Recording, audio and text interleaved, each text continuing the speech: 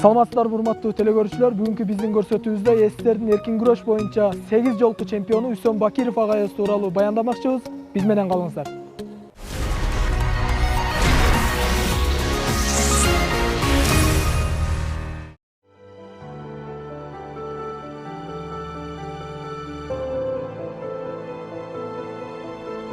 Үсөн Бакиров алгачкы спорт жолун советтик армияда СССРге кызмат өтөп жүргөн учурда баштаган. Спорт жаатына аралашкандан тартып ийгиликтерге бат эле жетишкен. Атап айтсак, Уфа, Ташкент, Свердловский, Москва жана Болгария сыяктуу көптөгөн өлкөлөрдө чемпиондукту багындырган. Учурда өзүнүн тажрыйбаларын айыл жаштарына үйрөтүү менен алек.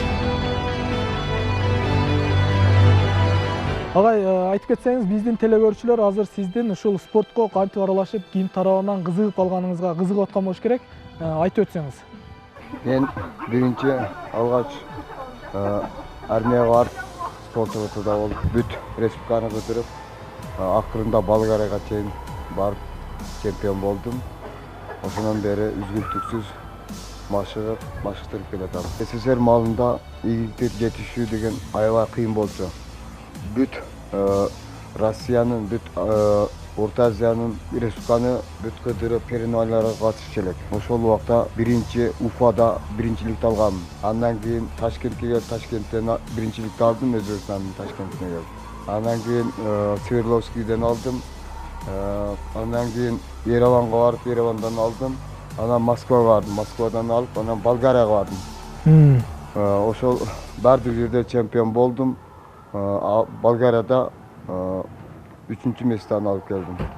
Ошо сиздин ушунча ийгиликтерге жетишиңизге албетте мындай талыкпаган эмгек, мындай өзгөчө ыкмалар, өзгөчө машыгуулар талап кылынды да.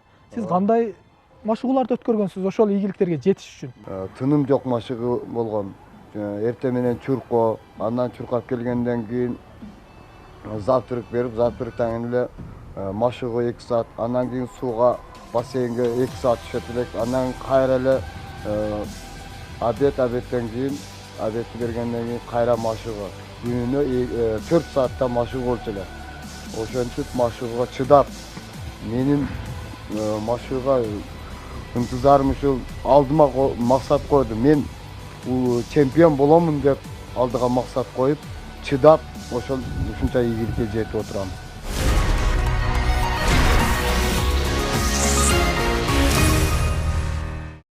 Эми ал маалда ал жакта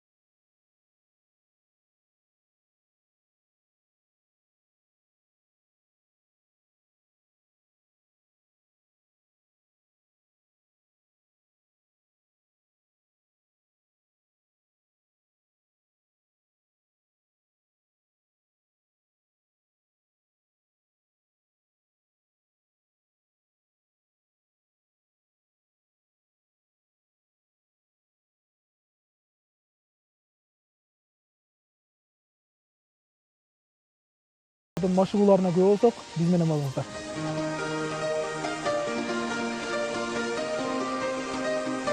Каарманыбыз СССР мезгилинде эркин күрөш боюнча машыгып, бир канча ийгиликтерди багындырган. Бирок учурда элдин суроо талабына ылайык жаштарды улуттук күрөш менен машыктырып келет. Каармандын окуучуларынын арасынан улуттук күрөш боюнча спорт чеберчилигине ээ болгондору көп. Устатынын эмгегин жана машыктырууларын окуучусу Аваз Амалбек уулу сыймыктануу менен айтып өттү.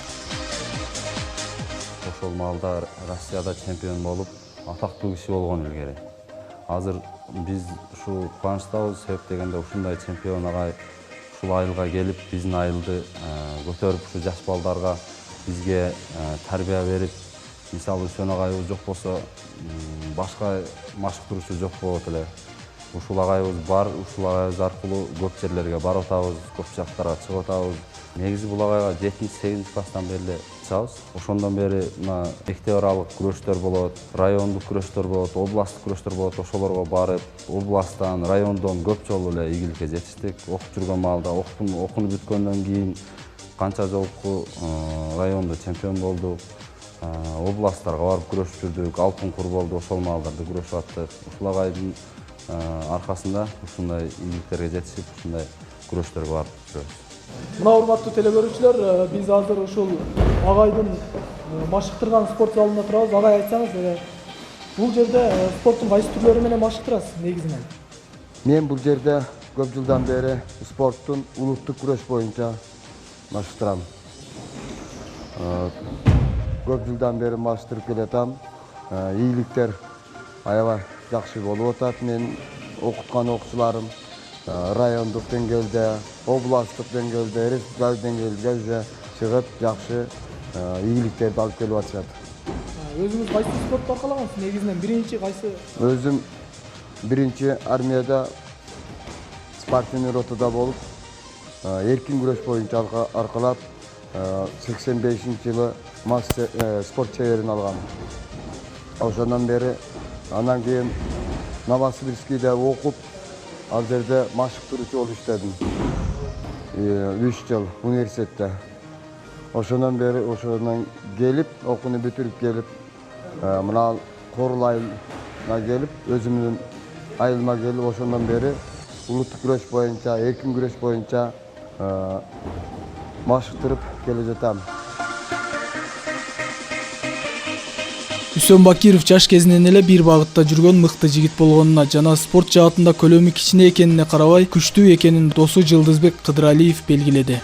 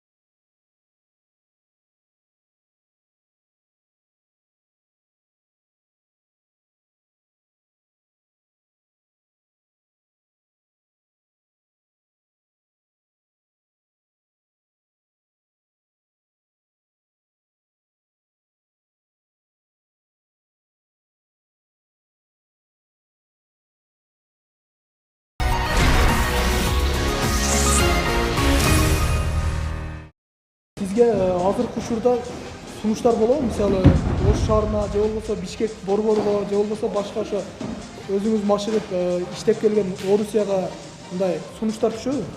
Мага сунуштар мурун Россияга кайра чакыруу сунушу болгон. Мен өзүм барбай койгон шартыма байланыштуу. Андан кийин Ошко чакырды Динамога. Ага дагы шартыма байланыштуу бара албай калдым. Ошондон бери мына Эми шартыңыз болгондо кандай шарт ал? Түшүндүрүп кетпесизби? өзүмдүн жашаган Корул айылында жашаган өзүмдүн туугандарымдын, өзүмдүн өлкөлөрүмдү чыгарам, алдыга чыгарам деп ушул жерге калып отурам. Башка жакка барбай. Ошол максаттарыңыз орундалып атабы? Максат, ошол максаттын орундалып, мына өзүмдүн окуткан окуучуларым менен машыгып кеткен окуучулар азыр Казакстанда биринчиликти алып, алдыңкы местаны алып, андан кийин алдыңкы окуучуларым Бишкекте азыр зал ачып, анан Ошко зал ачып өзүнчө менин аркаман антип чоң ийгиликтерге жетишип келатышат. Мына Курманжан атказа Кыргызстан боюнча биринчиликти алып, автомобиль мына Адилов автомобиль алып, жогорку призди алып келген. Андан кийин ийгиликтерим бир балам азыр Казакстанда биринчиликти алып, Чимкент областы боюнча биринчиликти алып отурат дайым. Ол Эсен уулу Эрлан. Андан кийин окчум Орунбек Азимат уулу.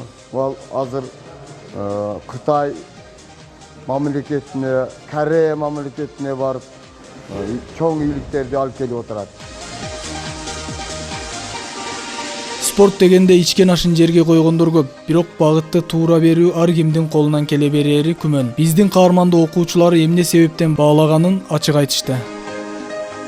Ошол мындан 5 жыл мурда мен 4-классымда болгондо агай автомобиль деген окуучусу менен биздин мектепке барган, тандаган окуучуларды ошондон бери катышып калганбыз. Көптөгөн ийгиликтерге жетиштим десем болот 5 жылдын ичинде.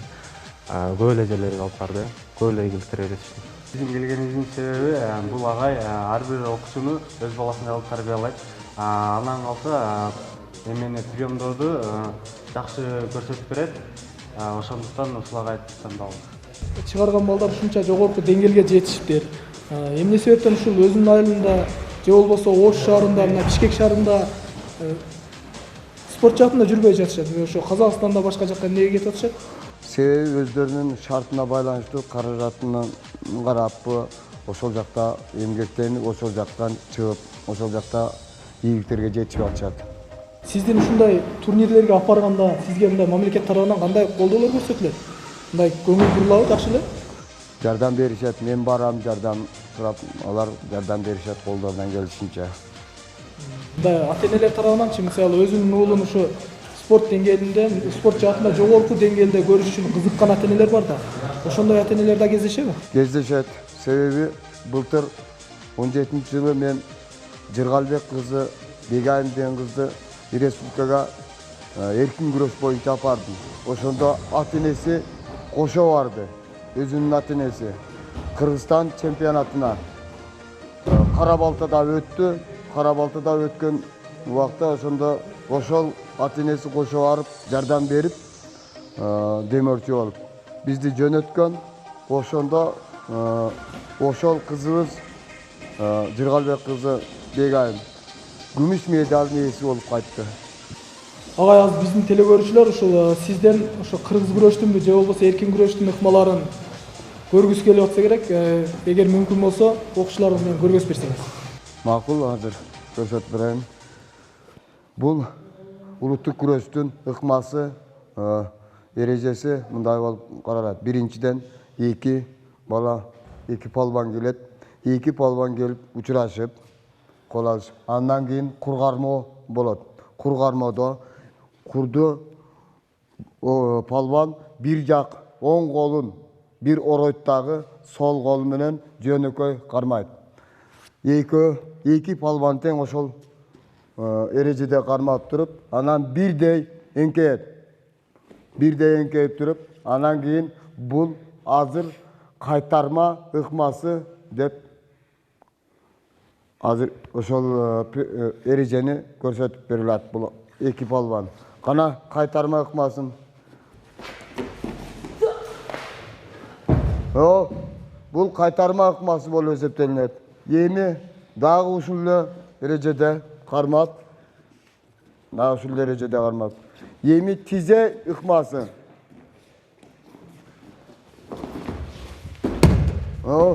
Бул тизе ыкмасы. Эң жөнөкөй, эң оңой ыкма, жамбаш ыкмасы. Бул тизеге көтөрүү, кайтарма алуу бул кыйыныраак ыкма. Жамбаш ыкма эң оңой эреже болуп. Себеби тизе ыкмасы көтөрүп алуу болот. Көтөрүп жерден үзүү ыкмасы болуп эсептелинет. Күч керек. Кайтарма алууда дагы жогору көтөрүп жерден үзүп, анан тегеретип кайтарып алуу. Бул жамбаш ыкмасы жерден үзбөй туруп деле алса болот. Себеби бул ыкма жөнөкөй ыкма болуп эсептелет. Кана оң колду ороп, сол колду жөнөкөй кармайбыз дагы, анан кийин эңкейебиз. Немесе кетти жамбаш ыкмасы.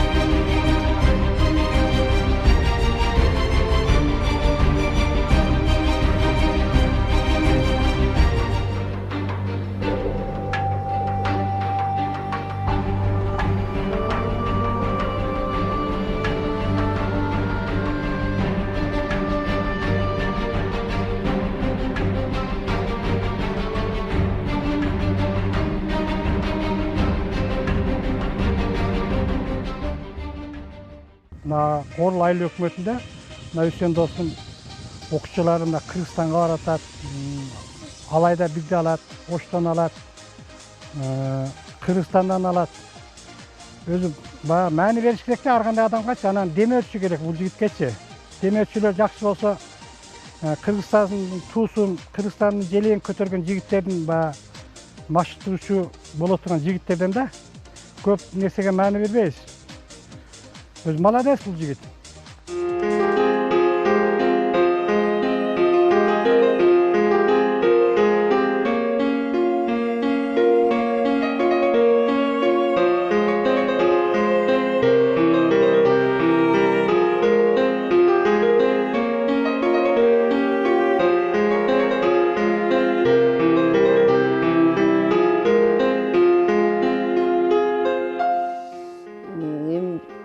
Спортчунун аялы эмес, турмушта деле кыйынчылыктар болот. Ошону адам баласы жеңе билиш керек. Кыйын жолдору деле бар. Түнгүн, күндүзү мектепте болуп балдарга сабак берсе, түнкүсүн машыктырат балдарды. Бул Үсөнгө деле кыйынчылык. Түнү саат 12-де келет, 12-ге чейин ушу балдарды өз үйүнө жайгаштырып, неметип, жолдо да бир кырсыкка кабылбаш үчүн тарбиясын да берет, машыктырып ушу эмгек немесин аябайт. Ушунча балдар тарбиялап, ийгиликке жеткендигин, республика чейин кыздарды машыктырып атат. Алтын, күмүш медалдарды алып, ошонун мен сыймыктарам. Эң негизгиси ушу үй бүлөдөн башталат. Буга качан келсе, кайсы убакта кым көрөм. Кабам кашым дебейм. Дагы ушу өрчүсүн, элдин адамы болуп, эл үчүн кызмат кылып, ушу тарыхта калып, ушундай Үсен агайыбыз бар болчу деп, атадан балага, баладан небере чеберелерине калса деген ниет тилегибиз бар.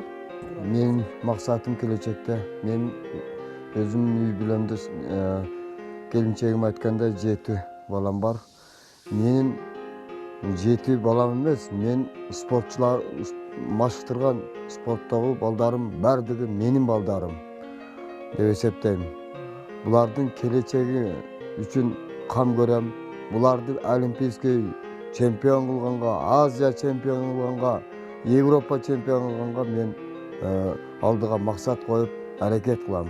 Биринчи жагынан үй бүлөдөн колдоо да болуш керек да.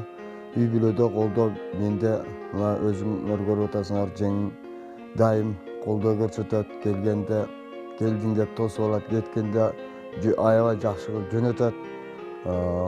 Башка жака мисалы үчүн соревнованияга болгондо аябай жакшы жөнөтөт, жакшы барып кел деп. Ошол колдоо болгондуктан мен ушу эрежеге жетип атам. Урматтуу телекөрүүчүлөр, биздин канал ар дайым спорт жаатына эмгек сиңирип келе жаткан спортчу мекендештерибизди эфир аркылуу чагылдыра бермекчи. Биз кайрадан жолугабыз.